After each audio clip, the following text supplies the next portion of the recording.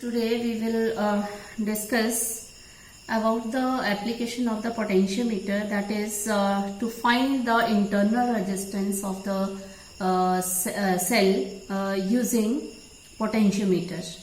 So for that, first of all we will draw the circuit diagram. So circuit diagram is this is a potentiometer, means having 4 wire, but we have shown here in 1 wire. That is this is the one end and this is the end B.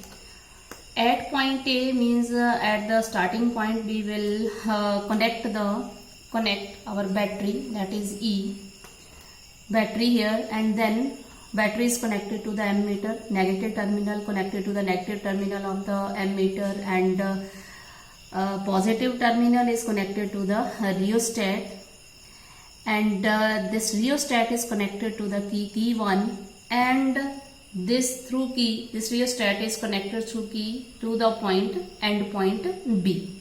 Now again come to the point A. From point A we will again connect a cell here, then this cell is connected to the galvanometer, and then galvanometer is connected to the jockey. Now again at the cell, 2 terminal of the cell, we will connect a high resistance box, that is R, through the key 2. Now what is the procedure here to calculate the internal resistance of the cell? So first of all, close the key 1. First of all, close this key 1 means close the switch, this key 1, and keeping key 2 open. Keep the key 2 open, and then find the null point. How can we find the null point? By pressing the jockey over this wire.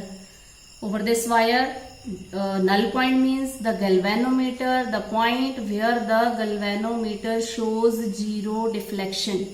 So we will find the null point by pressing the jockey over the wire.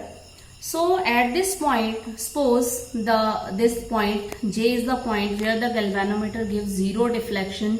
So the length between A and J is, suppose this length A and J is L1, and the length between J dash and AJ dash, A to J dash is this length is J dash is L2. So the potential between A and J is equal to the, here in this case the potential between A and J is directly proportional to the length of that wire, and this is the principle of the potentiometer. That is, the potential difference across the 2 points is directly proportional to the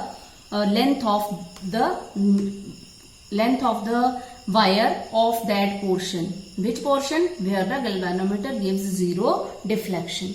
So here the EMF of the cell is equal to BAJ, and BAJ is directly proportional to L1. So E is equal to BAJ, and BAJ is directly proportional to L1. Therefore E is equal to KL1. Put this equation number 2. Here the value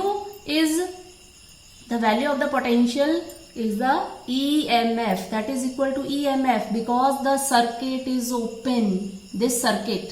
Because this circuit is open, key 2 is open. Now in second step, now we will close the key 2. Now in this case again procedure is same. We have to adjust the value of this resistance R, so that this when we put the jockey here, the galvanometer gave deflection in one side, and when we put the jockey on the other end, it gave the deflection on the opposite side. So when we drag this jockey, again we have to find the null point. So when we close the key 2, then the known resistance capital R is connected across the cell. So again the null point, we will find the null point by pressing the jockey. Now in this case, consider the length of AJ dash is L2, means now the null point is at J dash in the diagram, at J dash. So AJ dash is equal to L2, and in this case B is directly proportional to L2, or we will write B is equal to KL2. Now here we have taken E, that is EMF of the cell, because in this case the circuit was open. Key to was open means circuit was open. But in case of this second step, in case of this, when key is closed, then this circuit is closed. Now the EMF of the cell is equal to the potential difference, that is B is equal to KL2.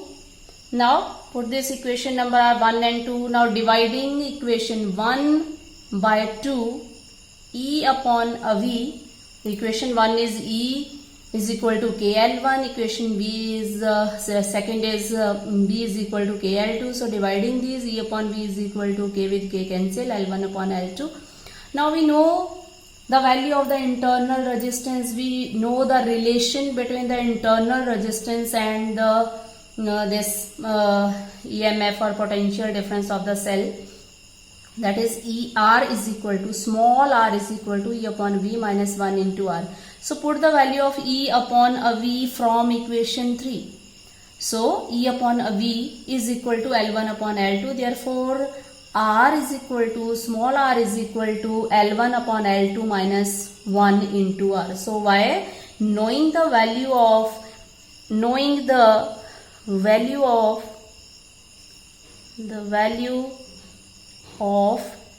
L1 and L2, we can calculate internal resistance, that is small r is equal to L1 upon L2 minus 1.